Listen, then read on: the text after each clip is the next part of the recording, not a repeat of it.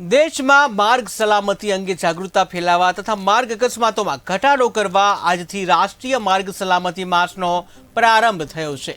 15મી જાન્યુઆરીથી 14 ફેબ્રુઆરી સુધી રાષ્ટ્રીય માર્ગ સલામતી માસ અંતર્ગત અરવલ્લીના મોડાસા આરટીઓ કચેરી ખાતે જનજાગૃતિ કાર્યક્રમ આરટીઓ અધિકારી હર્ષ કનોજિયા, જિલ્લા ટ્રાફિક પોલીસ દીપ પ્રાગટ્ય કરીને ખુલ્લો મૂક્યો હતો। જે કાર્યક્રમમાં ઉપસ્થિત અરજદારોને આરટીઓ અધિકારી દ્વારા ટ્રાફિક નિયમોનું પાલન કરવા માર્ગદર્શન આપીને જાગૃતિ લાવવાના ઉપસ્થિતિમાં સૌને ટ્રાફિક નિયમોનું પાલન કરવા શપથ લેવડાવવામાં આવ્યા હતા।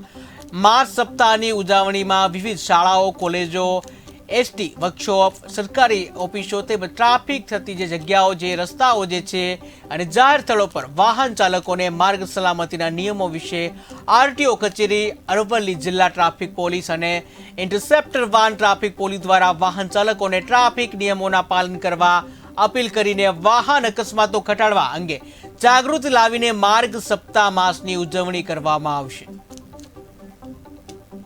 રોજ અત્રેની કચેરીએ જે રોડ સેફટી વિશે આપણે જાગૃતિ આપવાની છે તે એના ઉપર પ્રોગ્રામ જે સ્ટાર્ટિંગનો થતું આજે ઇનોગ્રેશન કરવામાં આવ્યું। દીપ પ્રાગટ્યનું જે પ્રોગ્રામ હતું એ જિલ્લા આરટીઓ કચેરી અને પોલીસ જિલ્લા પોલીસના સંકલનમાં રહી આરટીઓ કચેરી ખાતે કરવામાં આવ્યું છે। એની અંદર આપણે જે આરટીઓ કચેરીમાં આવતી પબ્લિક હોય એમને અને અરજદારો સિવાય અમુક જે આપણે ટાર્ગેટેડ ઓડિયન્સ હતી એમને બોલાવી અને આ પ્રોગ્રામની માહિતી આપવામાં આવી છે। આ જે માસ છે રોડ સેફ્ટીનો માસ, એમાં આખા મહિના દરમિયાન વિવિધ શાળાઓ, કોલેજો, એસટી વર્કશોપ, સરકારી કચેરીઓ અને તેમજ રોડ ઉપર જે ટ્રાફિક વધારે હોય તેવી જગ્યાએ ઠેર ઠેર આરટીઓ કચેરી અને જિલ્લા ટ્રાફિક પોલીસ દ્વારા પ્રોગ્રામ કરવામાં આવશે રોડ સેફ્ટીની જે જાગૃતિ છે એના વિશે।